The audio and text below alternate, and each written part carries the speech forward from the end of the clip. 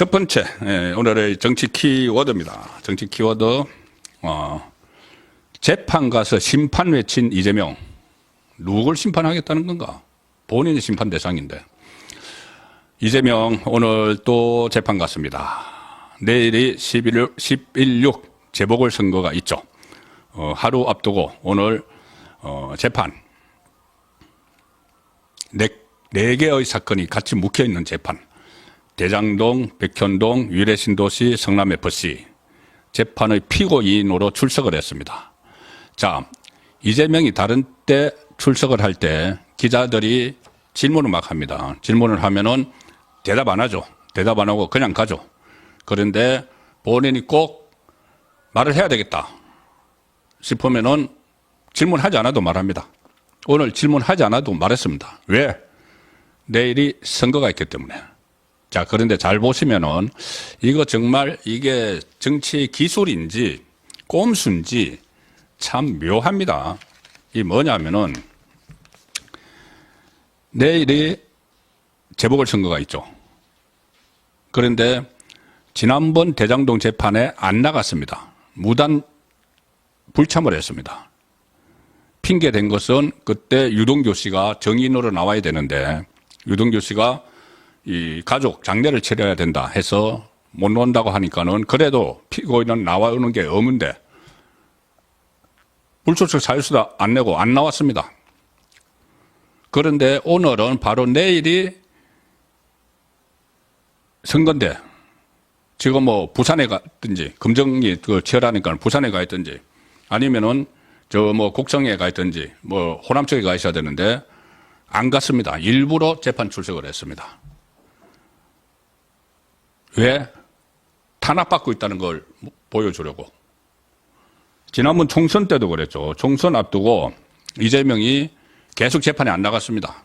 안 나갔는데 바로 이 재판부입니다. 김동현 부장판사 형사 33부. 안 나갔는데 이 강제 구인하겠다. 이제 얼음장을 놨죠. 실제로 뭐 구인도 못 하면서. 그러니까는 이재명이 마지못해 오는 척 하면서 총선 전날 나왔습니다. 총선 전날. 탄압받는 모습을 보여주기 위한 거죠. 오늘도 딱 그겁니다.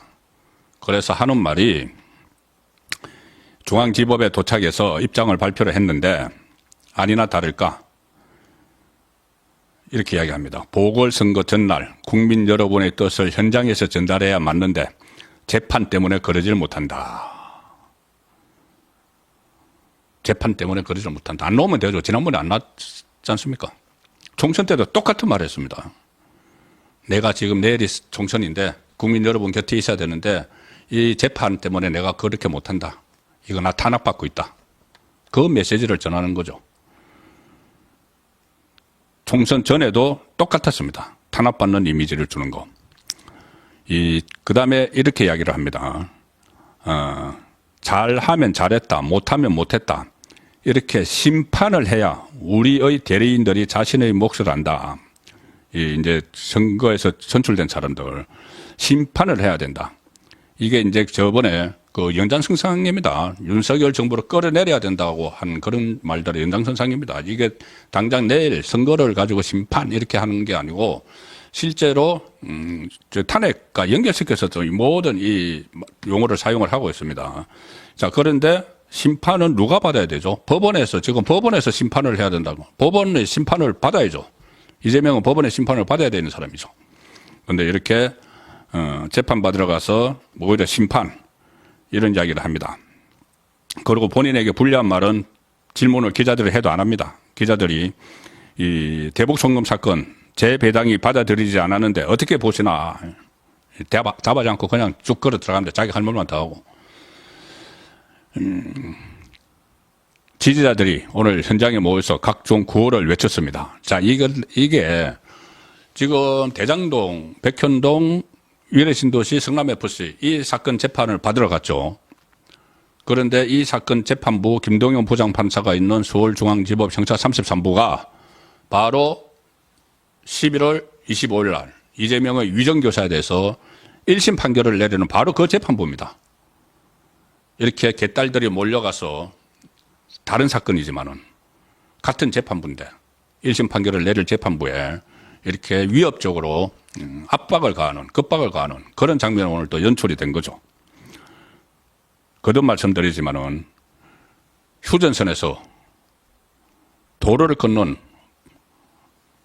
폭발을 하고 있는데 여기서는 이렇게 방탄을 위한 노름을 하고 있는 겁니다. 이 심판, 이재명은 지난 4월 총선을 하루 앞두고 출석한 재판에서도 무도한 정권에 대한 확실한 심판이 될 수 있도록 해달라 이렇게 이야기를 했습니다. 자, 그래서 과연 누가 심판을 받아야 되는지 재판정에서 재판가서 심판 외치니까 제가 너무 어이가 없어서 이 상황을 지금 전해드리고 있습니다. 이 대장동 재판이 이제 그 네 가지 중에서 위례 신도시 하나 이제 끝났고 대장동 재판이 시작됐죠. 그런데 이 대장동은 어떻게 보면은 이재명의 모든 혐의 중에서 가장 근본적이고 처음에 대장동으로 시작을 했죠. 그리고 거기에 400몇 원의 저수지를 묻어놨다 이런 부분들이 끊임없이 나올 겁니다. 끊임없이.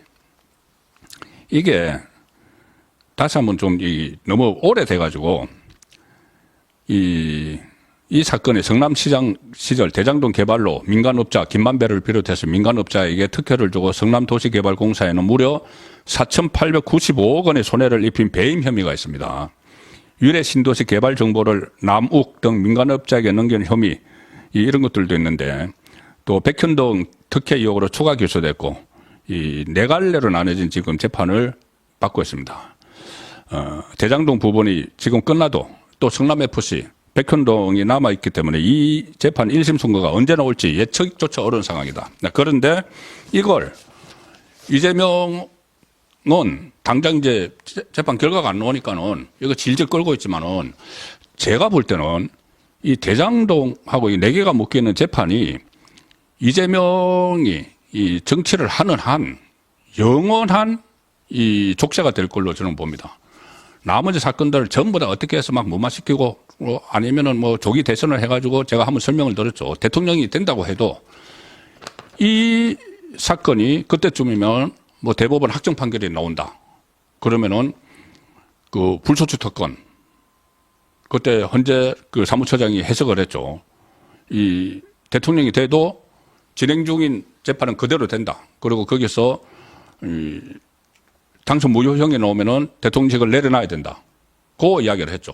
그러면은 다른 것보다 이게 제일 늦게 나오기 때문에 이재명에게는 나중에 혹시 만에 하나 그럴 리가 없지만은 대통령이 돼도 대장동 때문에 대통령직에서 끌려 내려오는 올라갈 일도 없지만 자, 그런 사건이 됩니다. 그런데 지금 당장 재판을 질질 끄는 게 좋으니까 이렇게 하고 있는 거죠. 그런데 어쨌든 다시 말씀드릴 것은 이 대장동 재판의 재판부 서울중앙지법 형사 33부가 김동영 부장판사가 11월 25일 날 위정교사 1심 선고를 하기 때문에 좀 자고 오면 하지 말고 이 재판을 제대로 진행을 해야 되겠다는 생각을 해서 오늘 이것을 또 정치 키워드 1번으로 전해드렸습니다.